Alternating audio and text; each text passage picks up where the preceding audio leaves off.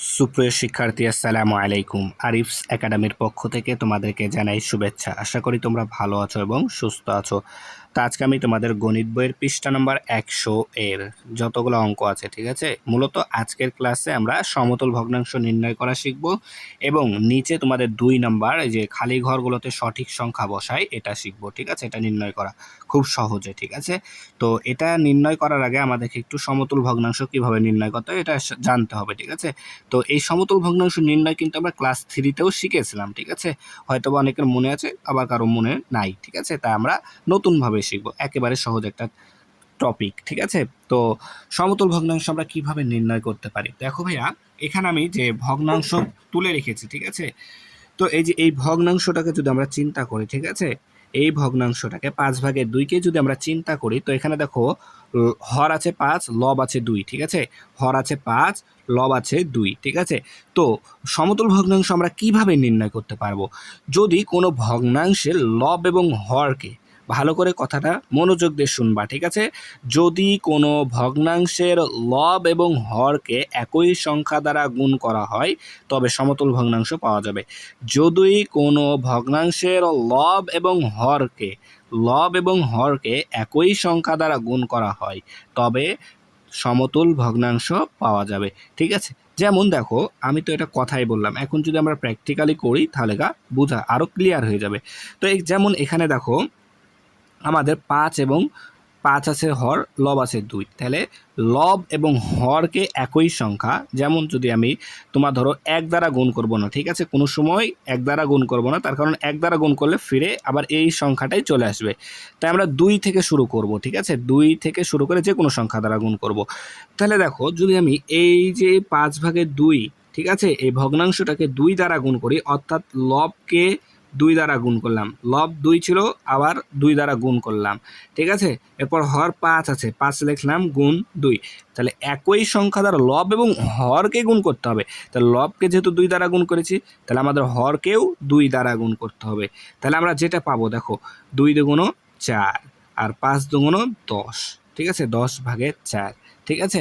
আবার এটাকে আমরা চাইলে 3 দ্বারা গুণ করতে পারতাম, তাহলে 3 দ্বারা যদি গুণ করতাম লবকে, তাহলে হরকেও 3 দ্বারা। আবার লবকে যদি 4 দ্বারা গুণ করতাম, তাহলে হরকেও 4 দ্বারা গুণ করতাম। লবকে 5 দ্বারা গুণ করলে হরকেও 6 দ্বারা গুণ করতাম। এইভাবে আমরা, যদি আমাদের প্রশ্নে বলে 5টি সমতল ভগ্নাংশ নির্ণয় করো, 2টি সমতল ভগ্নাংশ নির্ণয় করো, 4টি সমতল ভগ্নাংশ নির্ণয় করো, তো আমরা প্রথমে 2 দিয়ে করব, তারপর 3 দিয়ে করব, তারপর 4 দিয়ে করব, তারপরে 5 দিয়ে করব। এইভাবে আমরা সমতল ভগ্নাংশ বাড়াতে পারবো, ঠিক আছে। এরপর দেখো, এখানে আরেকটি ভগ্নাংশ আছে 4/3, ঠিক আছে। তো এটারও সমতল ভগ্নাংশ নির্ণয় করব।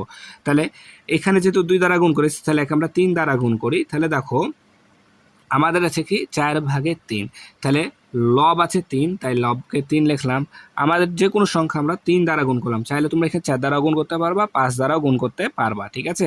তো আমি এখানে 3 দ্বারা গুণ করলাম, দেখো, তাহলে লব আছে 3, 3 থাকলো, গুণ আবার আরেকটি সংখ্যা 3 দ্বারা গুণ করলাম, ঠিক আছে। তাহলে লবকে কত দ্বারা গুণ করলাম? 3 দ্বারা গুণ করলাম। তাহলে হর আছে 4, তাহলে হরকেও আমাদের 4 দ্বারা গুণ করতে হবে, তাই না? তাহলে যদি গুণ করি, দেখো, 3 3-কে 9, তারপর 3 4-এ 12, তাহলে 12/9 4/3 কি সমতল ভগ্নাংশ। 12/9 4/3 সমতল ভগ্নাংশ, ঠিক আছে।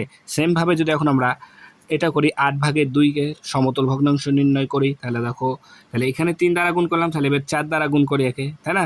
4 ইচ্ছা, আমাদের, তোমার ইচ্ছা, যেটাতে গুণ করবা, ঠিক আছে। তাহলে দেখো, আমাদের লব আছে 2, 2 দিলাম, তাহলে 2কে আমি এখন 4 দ্বারা, লবকে 4 দ্বারা গুণ করলাম, ঠিক আছে। তাহলে হর আছে 8, 8 লিখলাম। তাহলে এই হরকে আমরা, যেহেতু লবকে 4 দ্বারা গুণ করেছি, তাহলে হরকেও 4 দ্বারা গুণ করতে হবে। তাহলে যদি গুণ করি, তাহলে দেখো, 4 2 8 আর 4 32, 4 32, তাহলে 32/8, 32/8 কি 8/2 এর একটি সমতল ভগ্নাংশ। চাইলে আমরা এখানে 2 দ্বারা গুণ করতে পারতাম, তাহলে 2 দ্বারা গুণ করলে একেও 2 দ্বারা গুণ করতে হবে। চাইলে আমরা একে 3 দ্বারা গুণ করতে পারতাম, একে 3 দ্বারা গুণ করলে একেও 3 দ্বারা গুণ করতে হবে, ঠিক আছে না? তাহলে আশা করি তোমাদেরকে সমতল ভগ্নাংশ নির্ণয় করা কী করে করতে হয় সেটা আমি শিখাতে বা বোঝাতে পেরেছি, ঠিক আছে। তাহলে এখন আমরা 2 নাম্বারটা সমাধান করব, ঠিক আছে। যে 2 নাম্বার আছে তোমাদের বই এ, ঠিক আছে, খালি ঘরগুলোতে সঠিক সংখ্যা বসায়। তো দেখো, আমরা এটা শিখব। তাহলে দেখো এখানে দুইটা জিনিস আমরা মনে রাখবো, ঠিক আছে, দুইটা জিনিস আমরা এখানে মনে রাখবো। তো প্রথমটা হচ্ছে দেখো এই পাশে এই যে এখানে উপরে লব যদি বাড়ে, ঠিক আছে, এই যে বাম পাশে যেটা আছে না, বাম পাশের লব থেকে ডান পাশের লব যদি বৃদ্ধি পায় তাহলে গুণ করব, ঠিক আছে। আবার যদি আমাদের যদি কই এই যে দেখো যেমন এই যে এটা, ঠিক আছে, 3 নাম্বারটার বাম পাশের হর থেকে ডান পাশের হর যদি কমে যায়, কমে গেলে ভাগ করব, ঠিক আছে। এক কথায় লব এবং হরে বৃদ্ধি পেলে গুণ আর কমে গেলে ভাগ, বৃদ্ধি পেলে গুণ, কমে গেলে ভাগ। তাহলে দেখো এখানে আছে আমাদের লব 1, এখানে এসে লব হয়ে গেল 2, তার মানে বৃদ্ধি পেয়েছে, তার মানে গুণ করতে হয়েছে। তাহলে 1কে এখানে 1 ছিল, তাই না, তাহলে এই 1কে কত দ্বারা গুণ করলে 2 হয়, 1কে যদি আমরা 2 দ্বারা গুণ করি তাহলে 2 2 হয়। তার মানে এই যে 1কে 2 দ্বারা গুণ করলাম, তাহলে এই 4কেও আমাদের 2 দ্বারা গুণ করতে হবে, তাই 4 2 8, ঠিক আছে, 4 2 8 হবে। আশা করি বুঝতে পারছো, এটা কিন্তু সমতুল ভগ্নাংশই নির্ণয় করছি আমরা। যেহেতু লবকে 2 দ্বারা গুণ করে 2 হয়েছে, তাহলে হরকেও 2 দ্বারা গুণ করতে হবে, তাই না, তাহলে তারা সমতুল অর্থাৎ সমান হবে। বুঝতে পেরেছো, সমতুল ভগ্নাংশ মানে কি সমান ভগ্নাংশ, ঠিক আছে। এই যে এটাও সমান, এটা সমান, এটা একই জিনিস, এটার মান যা হবে এটার মানও তা হবে, এটাই হচ্ছে সমতুল ভগ্নাংশ, ঠিক আছে। তারপরে দেখো এখানে আমাদের হরে আছে 9, কিন্তু আমাদের এখানে আছে 3, ঠিক আছে। তাহলে বাম পাশে আছে 9, ডান পাশে আছে আমাদের 3, তাহলে কমে গেছে। আমি বললাম কমে গেলে ভাগ করতে হবে। তাহলে যদি দেখো আমরা 9কে 3 দ্বারা যদি ভাগ করি, 9কে 3 দ্বারা ভাগ করবো, তাহলে 3 তিরিকে 9 হয়, তাহলে আমাদের ভাগফল আসছে 3। এই 3 দ্বারা এখন আমরা এই 6কে ভাগ করব, এই 3 দ্বারা এখন আমরা 6কে ভাগ করব, তাহলে 3 2 6, তাহলে এখানে আমাদের বসবে 2, ঠিক আছে, এখানে বসবে আমাদের 2, বুঝতে পারলাম। তারপরে দেখো একবারে সহজ একটু, ঠিক আছে। তাহলে দেখো এখন এখানে দেখো 2 নাম্বার, এটা চলে গেল তাহলে 3 নাম্বারটা, ঠিক আছে। এরপর দেখো 2 নাম্বারটা, এটা 10/4 সমান সমান 5/ড্যাশ। তো এখানে দেখো হর আছে 10, এখানে আমাদের হর আছে কত 10, কিন্তু এখানে দেখো হর আছে আমাদের 5, তাহলে কমে গেছে। কমে গেলে কি করতে হবে, ভাগ করতে হবে। তাহলে 10কে 5 দ্বারা ভাগ করতে হবে, অর্থাৎ 5 2 10, তাহলে 2, এই 2 দ্বারা আবার 4কে ভাগ করতে হবে, 2 দ্বারা আমাদের 4কে ভাগ করতে হবে। তাহলে 4কে আমরা যদি 2 দ্বারা ভাগ করি তাহলে 2 2 4, তার মানে আমাদের এখানে 2 হবে। তো কত হবে, 2 হবে, ঠিক আছে। এরপর দেখো 4 নাম্বার দেখো এখানে লব আছে আমাদের 3, কিন্তু এখানে আমাদের লব আছে এখানে আছে আমাদের লব 6, এখানে আছে আমাদের 3, তাহলে কমে গেছে। কমে গেলে কি করতে হবে, ভাগ করতে হবে। তাহলে দেখো 6কে আমাদের 3 দ্বারা ভাগ করতে হবে, তাহলে 3 একে 3, 3 2 6, তাহলে 2, এই 2 দ্বারা আমাদেরকে 8কে ভাগ করতে হবে, 2 দ্বারা 8কে ভাগ করতে হবে।